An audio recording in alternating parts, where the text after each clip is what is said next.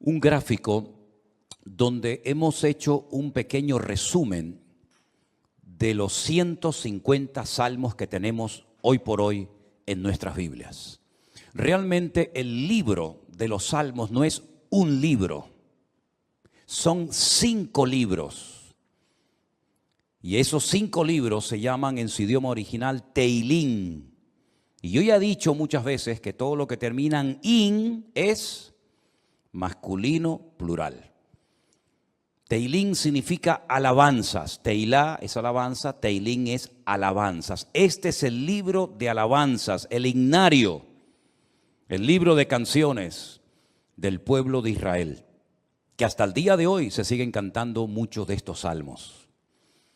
Por eso es muy hermoso leerlos a menudo y memorizarlos y enseñarlos a nuestros hijos, enseñarlos a los que nos rodean, porque traen mucha bendición a nuestra vida. Hay salmos para todos los gustos. Hay salmos 100% mesiánicos, es decir, salmos que apuntan a la vida del Señor Jesucristo. Por ejemplo, un salmo que describe los sufrimientos de Cristo en la cruz, el 22. Hay salmos que son oraciones, por ejemplo el 90, el Salmo 90, que por cierto mi suegra Esperanza se lo sabe de memoria, con la edad que tiene, es una oración que hizo Moisés. Y esa oración de Moisés la tenemos en la Biblia, ¿verdad? Señor, tú has sido nuestro refugio de generación en generación, antes que los montes nacieran y fueran formados la tierra, ¿verdad? Ese es el Salmo 90. Tenemos el más extenso, el capítulo más extenso de la Biblia, el 119, el que todos ustedes ya saben de memoria, ¿verdad? El más pequeñito, el 117, que es la letra de una antigua canción que cuando yo me convertí se cantaba mucho esa alabanza, pero ya como que se ha olvidado. Alabad al Señor, naciones todas, pueblos todos, alabadle, alabadle, bendecid su nombre, ¿verdad? Tenemos el famoso Salmo 133, mirad cuán bueno y cuán delicioso es habitar los hermanos juntos en armonía. Tenemos salmos proféticos, salmos que son quejidos, lamentos, ¿verdad? Tenemos la oración de los ancianos, la petición, el salmo de los ancianos, el salmo de las personas que ya han pasado a otra etapa de la vida, es un salmo precioso también. Pero todos esos salmos se fueron recopilando a lo largo de la historia en diferentes periodos. Y ahí les he puesto un gráfico en las pantallas de la iglesia para que ustedes vean el proceso que experimentaron los salmos hasta poder recopilar los 150 y tenerlos en nuestras Biblias.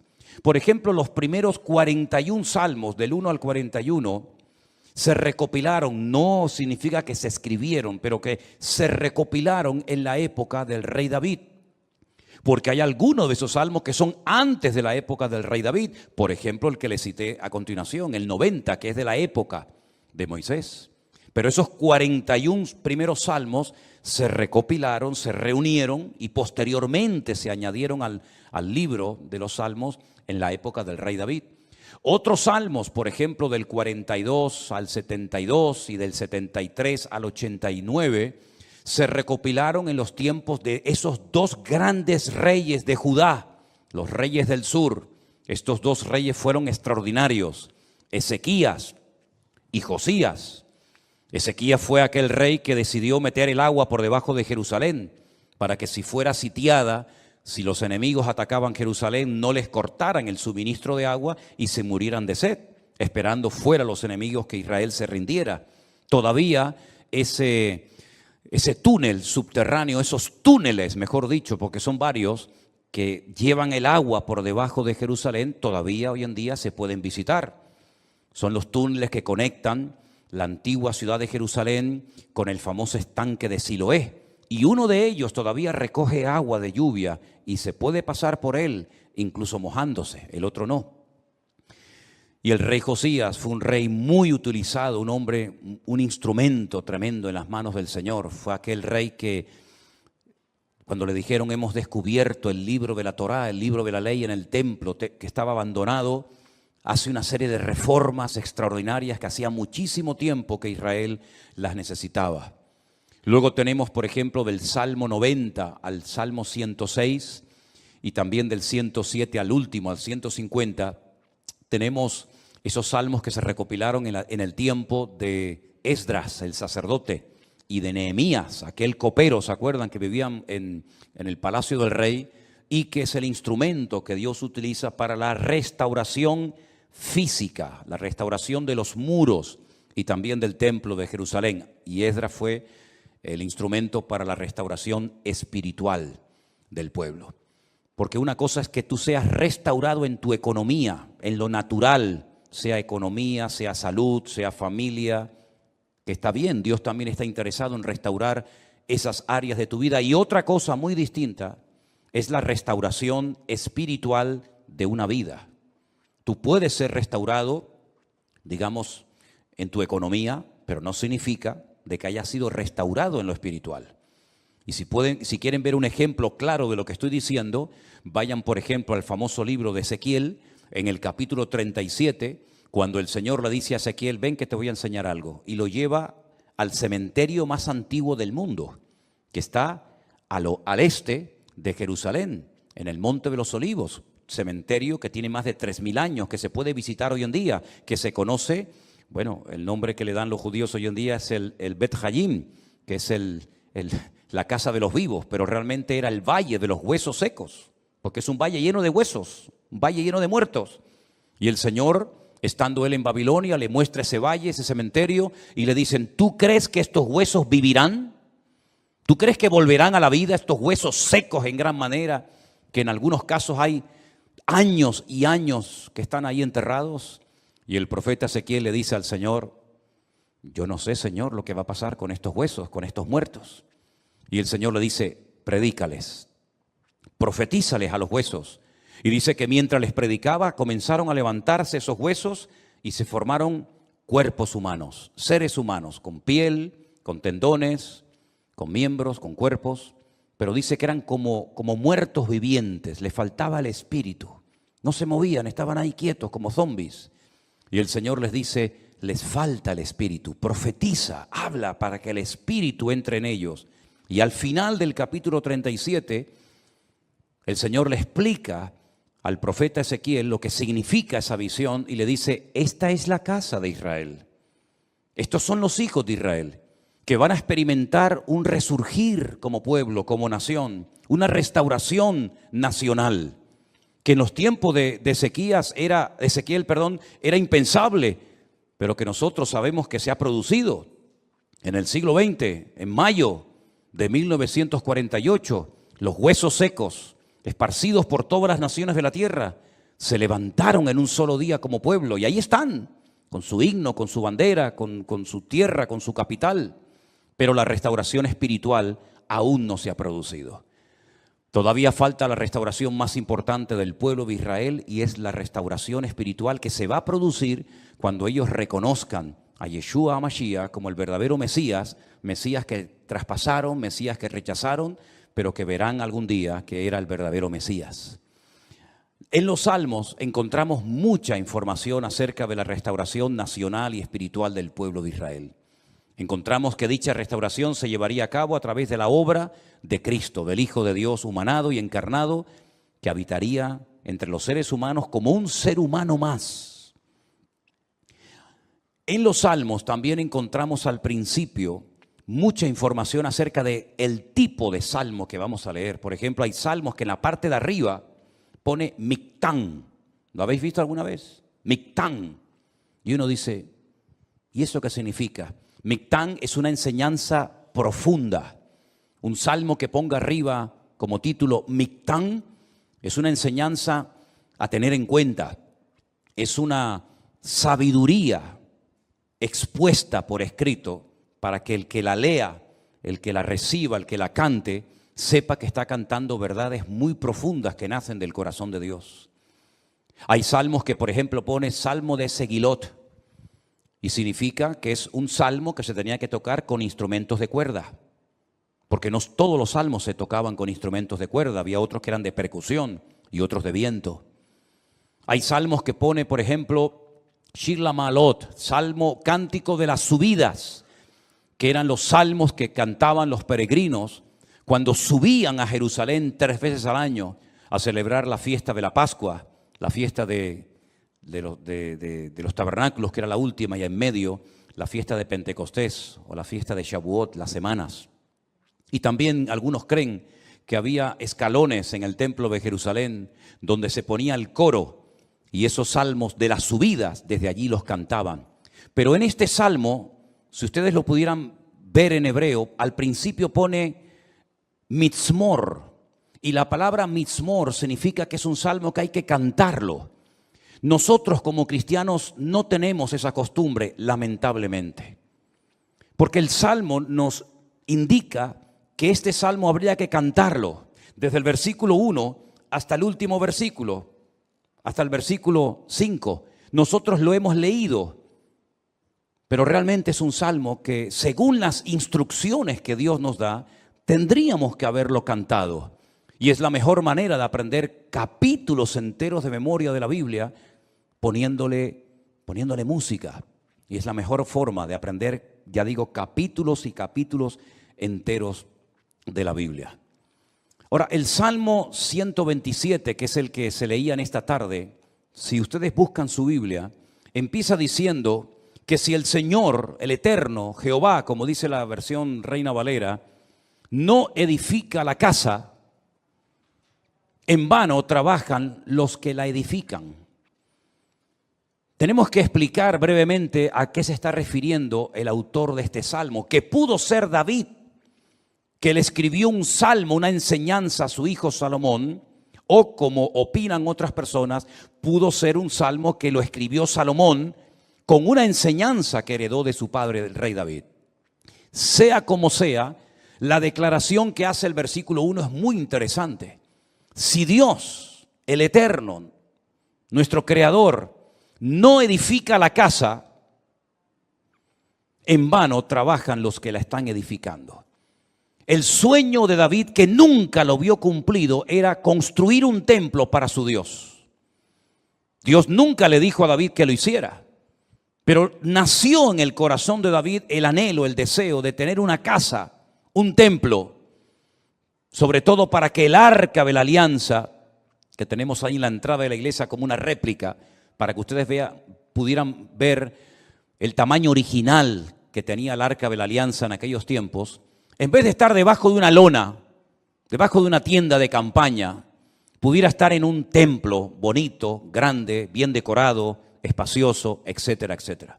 Ese era el sueño de David, pero nunca lo vio cumplido, porque el profeta Natán le dijo que él no tenía el aval, el respaldo de Dios, el permiso del Señor para construir dicho templo.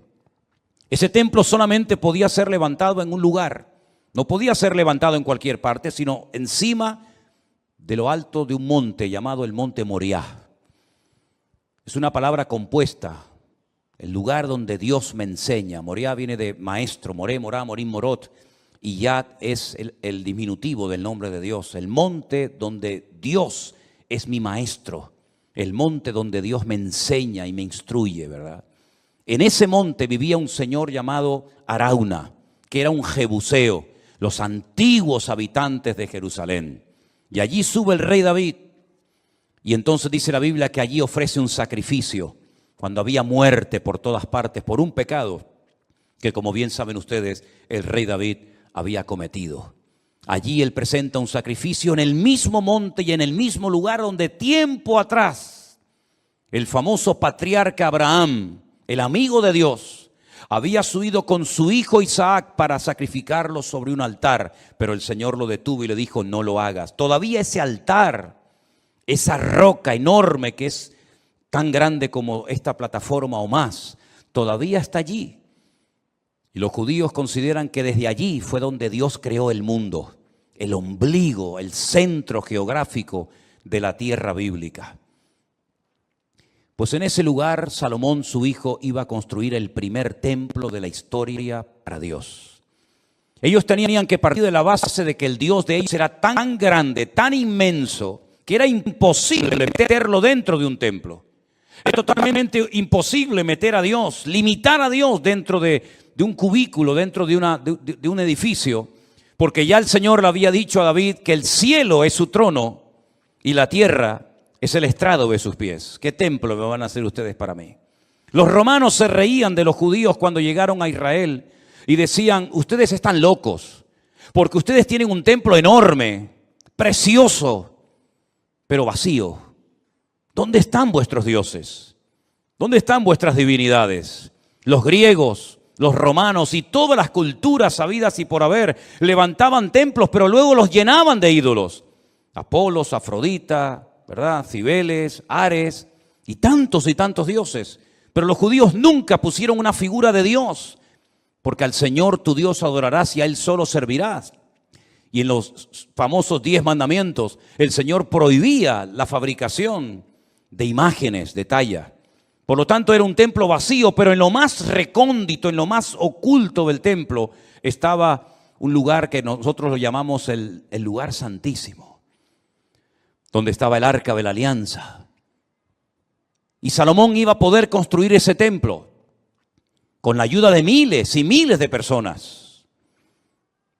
Y podía estar tranquilo de que nadie le iba a atacar, porque su padre había estado durante años sometiendo a todas las naciones vecinas para que su hijo en tiempos de paz y de prosperidad pudiera construir el templo de Jerusalén. Lo tenía todo. El padre le dio los planos. El padre le escribió 77 letras de canciones que las tenemos en la Biblia, los famosos salmos de David, para que pudieran cantar. Inventó instrumentos musicales, le dio oro, piedras preciosas, madera, plata, bronce, lo tenía absolutamente todo. Y además Salomón hizo un pacto con el faraón, que eran expertos en aquella época en la fabricación de megaestructuras, porque los judíos nunca habían hecho un edificio tan grande, y mucho menos para Dios. Cómo levantar aquellas piedras, subirlas a aquel monte, colocarlas una encima de la otra, aquellas columnas, más de 70 columnas exactamente, de una pieza, cómo iban a levantarlas, ponerlas a nivel para que aquella casa no se cayera. El templo no tenía arcos, como lo inventaron los romanos, por eso los arcos le han permitido a las fabricaciones y a la arquitectura romana permanecer hasta el día de hoy, pero eran columnas y era muy difícil poner aquello en pie. Hay, por ejemplo, en la ciudad de Jerusalén, en un lugar donde yo he llevado a algunos hermanos alguna vez, una columna entera que es como de aquí al fondo de la pared, que se quebró y allí la dejaron, y han pasado 2000 años y todavía aquella columna sigue allí. Él hizo un pacto con el faraón, se casó con su hija, hizo un pacto de no agresión. De hecho, su hija se murió en Jerusalén y hay en el torrente de Cedrón hay una pirámide pequeñita, recordando que allí está enterrada una mujer de origen egipcio, porque ella murió en Jerusalén. Y el faraón le ayudó a construir aquel hermoso templo. Pero Salomón sabía perfectamente que él podía tener el oro, la plata, los albañiles, los carpinteros, los canteros, absolutamente todo. Incluso había naciones que todos los años le traían, curiosamente, 666 talentos de oro. Multiplique 666 por 45, era una barbaridad de kilos de oro para ayudarle. Venían personas de todos los continentes de la tierra, unos le traían marfil, otros le traían diamantes, otros le traían de todo. Pero él sabía que aunque lo tenía humanamente hablando todo, sin el respaldo, sin la ayuda del Señor, aquel templo nunca se iba a poder levantar. Y aquí hay una primera lección que tenemos que interiorizar nosotros como cristianos en el día de hoy. Nosotros nos podemos esforzar mucho y de hecho el esfuerzo forma parte de la vida cristiana. Esfuérzate y sé valiente, le decía el Señor a Josué, ¿verdad? Josué capítulo 1. Esfuérzate y pelea, le decía el apóstol Pablo a Timoteo. Pero por mucho que nos esforcemos, por mucho que trabajemos, por mucho que madruguemos o por mucho que trasnochemos, sin el respaldo, sin el favor de Dios, todo lo que hagamos nos sirve absolutamente para nada. ¿Cuántos dicen amén? Algunos creen que por trabajar más van a ganar más y se equivocan, porque la Biblia no enseña que para ganar más hay que trabajar más. Si usted quiere ganar más, no haga eso, porque lo está haciendo al revés. Si usted quiere ganar más, yo después le digo lo que tiene que hacer, pero no trabajes más para ganar más, porque vas a ganar menos y te vas a terminar agotando. Porque la Biblia dice en el Salmo que hemos leído que si el Señor no edifica la casa, en vano, y esa palabra en vano, esa expresión en hebreo en vano, significa para que no llegues al agotamiento físico y mental. ¿Qué les parece? Para que no llegues a un momento que digas, ya no aguanto más, estoy reventado, estoy cansado. Llego el fin de semana, quiero descansar y el lunes voy igual de cansado, peor. Y vas acumulando cansancio y durante la noche no duermes. Cuando dice el Salmo 27 que una de las bendiciones de Dios es poder dormir tranquilamente por la noche. Dice que a sus amados el Señor les dará el sueño. Y hay muchas personas que darían cualquier cosa con tal de poder dormir en paz, como nosotros, los hijos de Dios, que hemos aprendido a depender y a descansar en el Señor, podemos dormir en paz. ¿Cuántos dicen amén? No sé por qué nos han hecho últimamente a Elena y a mí una pregunta, me la hacen de vez en cuando, por internet, por WhatsApp, por correos, incluso hasta en persona. ¿Ustedes están durmiendo bien? Y preguntamos, ¿y por qué nos hacen esa pregunta? Sino pues con todo lo que tienen, todo el jaleo de atender gente y atender gente de aquí y llamar, ¿ustedes duermen bien? Y la respuesta de Elena siempre es la misma, dormimos perfectamente. Porque nosotros hemos aprendido a descansar y a depender únicamente del Señor. No entramos en estrés, ni en nervios, ni en agobio. No perdemos la paz absolutamente por nada. ¿Por qué? Porque la obra no depende de nosotros. La obra depende del dueño, de la cabeza. Y el dueño y la cabeza es nuestro Señor Jesucristo. Me da mucha pena, mucha lástima cuando veo a cristianos agobiados, cargados, estresados, con la tensión disparada. Perdonen si alguien se siente aludido, yo es que no le he tomado la atención nunca a ninguno de ustedes, por eso hablo desde la libertad, porque claro, va a decir, ¿este hombre cómo sabe que tengo yo la tensión alta? No, yo no sé nada, pero el Señor lo sabe todo. Pastillas para poder dormir, claro, después pastillas para despertarte. Agobiado, estresado, que no llego a fin de mes, que no pago el colegio de los niños, que los libros, que esto, que lo otro. Y yo he cumplido recientemente 60 años. No me da ninguna vergüenza decirlo, al contrario, estamos orgullosísimos de los 60 años que tenemos. Y de esos 60 años, que parecen mucho, pero a la hora de la verdad no son tantos, de esos 60 años, 40 los he dedicado a servir única y exclusivamente al Señor. Es decir, no me he dedicado en otra cosa los últimos 40 años de mi vida más que a servir al Señor. Con iglesias pequeñas, con iglesias grandes, con escasez, con abundancia, con mucha gente, con poca gente o con ninguna gente. Y en estos últimos 40 años, si algo hemos aprendido, sobre todo en este último año, es que Dios es galardonador de los que le buscan. Y cuando más difícil estaba todo, y cuando humanamente hablando era imposible que esto siguiera adelante, el Señor sin manos nos dio una cachetada de amor, mostrándonos y enseñándonos que Él es el que edifica su casa y su obra, y no nosotros. A mí me llama mucho la atención que este verbo, edificar, es exactamente el mismo que emplea el Señor Jesucristo cuando hace referencia a lo que Él iba a hacer. Edificaré mi iglesia. Su padre en Génesis capítulo 1 nunca empleó el verbo baná o boné, que es construir, sino el verbo bará, que se parece, pero no tiene nada que ver una cosa con otra. Bará es un verbo que solamente aparece en la obra creadora de Dios. Cuando dice la Biblia que en el principio creó, ese verbo creó es bará y significa crear de la nada. Este púlpito está hecho de un material llamado metacrilato. Lo mandamos a hacer hace 20 años. El que lo hizo, porque este no se ha perdido ningún culto desde que estamos aquí, Este ha estado todos los cultos, todas las reuniones de jóvenes, todos los cultos de jueves, todos los cultos de domingo. Este que está aquí, o esto que está aquí, ha estado siempre aquí. Pero el que lo hizo, no lo creó, lo hizo utilizando una materia prima, metacrilato. Y el púlpito que tenemos en la iglesia del Puerto de la Cruz es de madera. Y alguien lo hizo, no lo creó, utilizando la materia prima de la madera. Pero el verbo bará en Génesis capítulo 1 es crear de la nada. ¿Y cómo Dios creó sin utilizar materia prima? Sin utilizar tierra, sin utilizar piedra, sin utilizar madera, con el poder de su palabra. Dijo Dios, sea la luz, y fue la luz.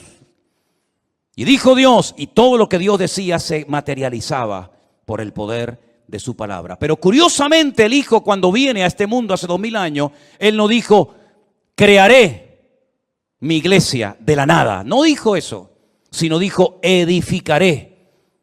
Y si juntamos, y tenéis memoria para recordar esto, el Salmo 127 dice Salomón, si Dios no edifica esta casa, en vano estamos trabajando nosotros aquí. Estamos perdiendo el tiempo. Nos estamos desgastando. Vamos a llegar a la extenuación, al agotamiento, si Dios no respalda esta obra. Porque Él sabía que esa obra no dependía de sus obreros, de su sabiduría, que era mucha y la tenía, de su dinero, que era mucho y lo tenía. Él sabía que aquella casa no era una casa particular, no era una sinagoga, no era un colegio, era la casa de Dios. Y la casa de Dios solamente se podía utilizar esa palabra, esa expresión para hacer referencia al templo. Yo sé que hay gente que dice, hermanos, bienvenidos a la casa de Dios. Está mal dicho eso. Porque esto no es la casa de Dios. Esto es un local donde se reúne la iglesia, pero esto no es la casa de Dios. Dios no vive aquí. Si esto fuera la casa de Dios, yo no me voy de aquí ni a palos. ¿Cómo me voy a ir de aquí si mi Dios vive aquí? ¿A dónde me voy a ir? Nos tendríamos que venir a vivir aquí. Pero esta no es la casa de Dios. Pero en aquellos tiempos, cuando Salomón dice, si Jehová no edificare la casa, ¿a qué casa se refería? A la casa de Dios. Él sabía que esa casa no iba a poderse terminar si no tenía el respaldo de Dios. Por eso el Señor Jesucristo pudo decir, yo edificaré mi iglesia. Porque Él dijo, todo lo que hago y todo lo que digo, lo hago porque mi Padre me da autorización y me apoya para hacer y decir lo que hago. Por eso la iglesia ha permanecido en estos últimos 2000 años con persecuciones, con todo tipo de regímenes políticos, con falsas doctrinas, con divisiones, etcétera, etcétera. ¿Por qué? Porque el que la está fabricando no es el hombre, el que la está construyendo es el Señor Jesucristo. Y nosotros somos piedras vivas en ese edificio, pero la piedra angular, la que soporta todo el peso, es nuestro Señor Jesucristo. La piedra que desecharon los edificadores ha venido a ser la cabeza del ángulo. Bendito sea Dios.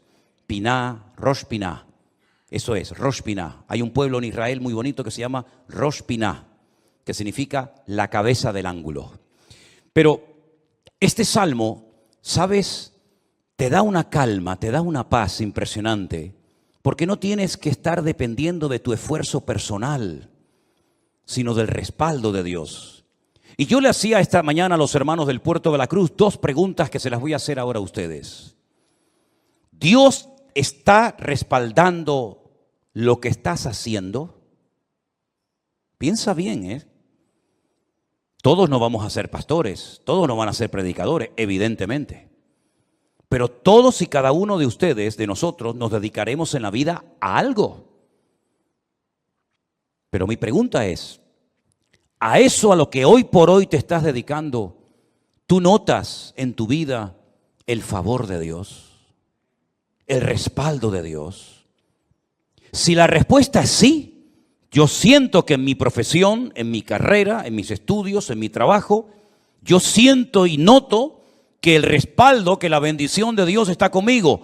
Gloria a Dios, no sabes cuánto me alegro, hermano. Pero si la respuesta es no, entonces, ¿por qué lo estás haciendo? Si sabes que Dios no te ha mandado a hacer lo que estás haciendo, ¿cómo te atreves a hacerlo? Porque la segunda pregunta que les iba a hacer es, ¿por qué estás haciendo lo que estás haciendo?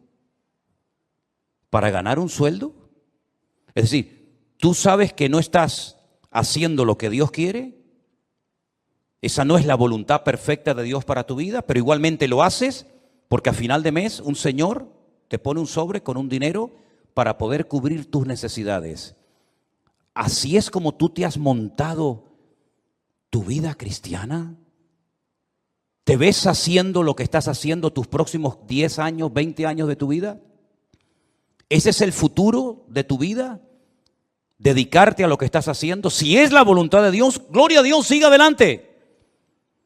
Pero como la vida es tan corta y cuando te des cuenta pasó, ¿cómo hay creyentes que se han dedicado toda la vida a hacer lo que saben que no era la voluntad de Dios perfecta para ellos, pero al fin y al cabo lo hacían para al final de mes recibir un sobrecito con un hueso que te daba un señor que le sobraba de todo, que a veces no te pagaba lo que tú merecías por haber trabajado tanto, pero dependías de él hasta para poder poner un poco de gasolina a tu coche o hacer una compra en un supermercado.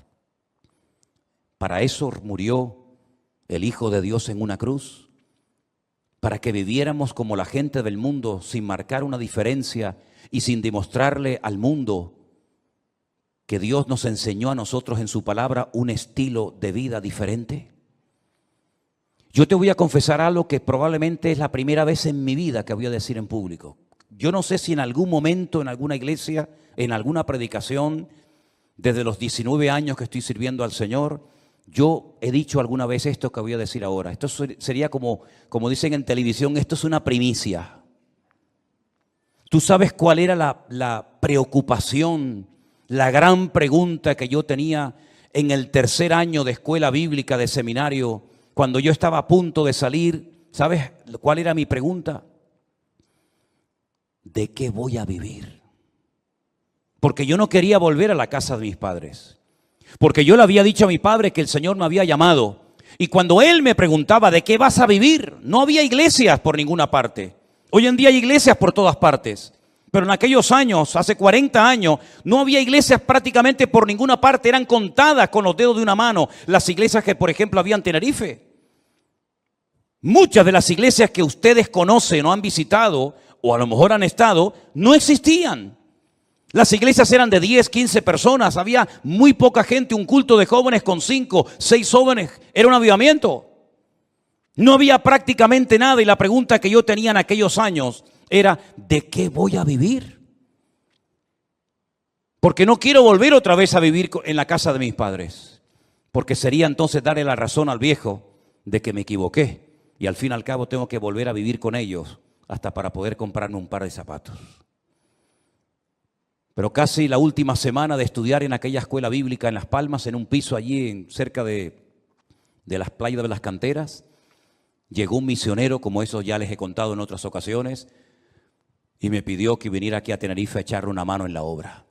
Y desde ese día, el 31 de mayo me gradué, mayo tiene, desde el 1 de junio de 1981, ¿qué día es hoy? ¿Cuál? 31 de octubre, fíjate. Desde el 1 de junio de 1981 hasta el 31 de octubre del 2021, yo no he hecho otra cosa en mi vida más que servir al Señor.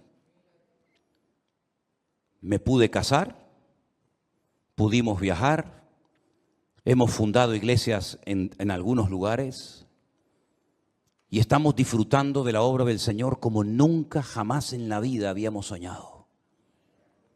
Sabemos lo que es estar sentado en una cama con una libreta, con una calculadora, sacando los gastos del mes y diciendo, no llegamos, no llegamos, no llegamos.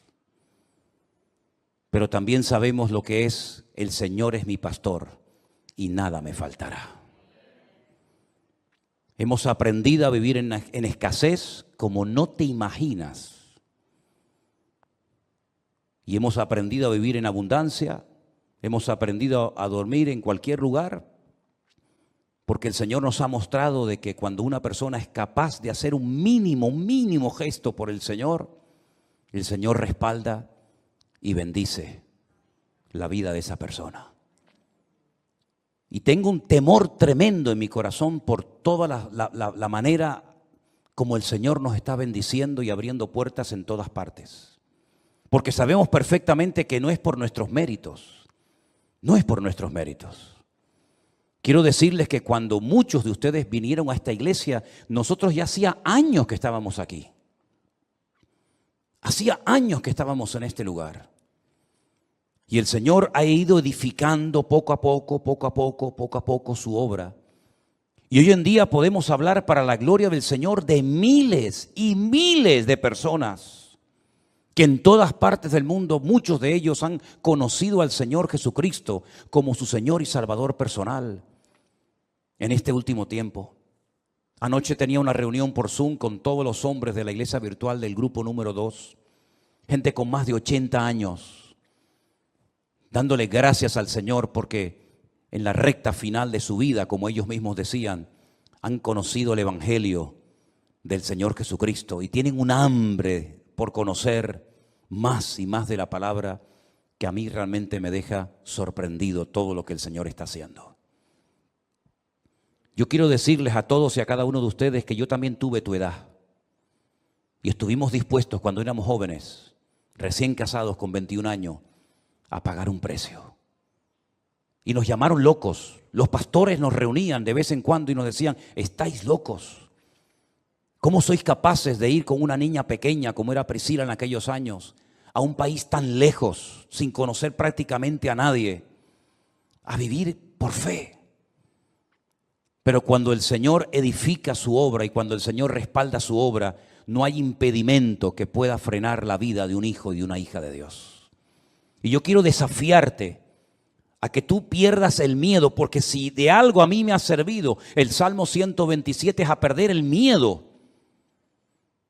Si Anderson, que está conectado al liderazgo y a los coordinadores de la iglesia virtual número 1, les hablara acerca de lo que cuesta, del presupuesto enorme que cuesta el hacer todas las actividades, nos quedaríamos con la boca abierta. Pero el Señor ha suplido de una forma increíble, porque el Señor es galardonador de los que le buscan, y cuando Él edifica la casa, no hay nada ni nadie que la pueda detener. Fíjate que en el Salmo 121, si te das cuenta, habla de la casa de Dios, es decir, lo principal, la obra de Dios, nada ni nadie la va a detener. Pero en segundo lugar, habla de la ciudad. Si Jehová no guardare la ciudad, en vano vela la guardia. Este versículo, cada vez que me tocaba a mí guardia en el ejército y te daban todas las balas y la metralleta y el armamento para estar de guardia, yo siempre lo decía en alta voz: si el Señor no guardare la ciudad, en vano vela la guardia. Porque todo lo que hagamos, todo tu esfuerzo personal, y que conste, quiero dejar bien claro, por favor, hermano, que el Salmo 127 no es un salmo que apoya al perezoso, al vago, al negligente. No, al contrario. El esfuerzo forma parte de una vida cristiana normal. Pero todo nuestro esfuerzo, nuestro sudor, nuestro trabajo, no sirve de nada si el Señor no respalda lo que estamos haciendo para Él. Absolutamente de nada. Luego es un golpe al ego del hombre, porque la gloria no me la llevo yo. Yo he sido el que he edificado, como decía Salomón, Nabucodonosor, ¿se acuerdan? Yo fui el que levanté la gran Babilonia, y al final tuvo 7 años viviendo en un monte como un animal, para que el Señor pudiera arrancar de su corazón la arrogancia y el orgullo. Porque una persona arrogante, acomplejada u orgullosa no es digna de estar sirviendo al Señor. Una persona con orgullo, una persona que se le sube a la cabeza lo que tiene, lo que es o lo que hace, es una persona que no está capacitada para estar al frente de una obra. Por eso a mí me da alegría ver al hombre más sabio de la tierra, a uno de los hombres más ricos del mundo, como era Salomón, que cuando la reina de Saba vino y lo visitó, le dijo: lo que me contaron no es ni el 1% de lo que ven mis ojos. Que él reconozca que el éxito de aquella obra no estaba en él, sino estaba en su Dios.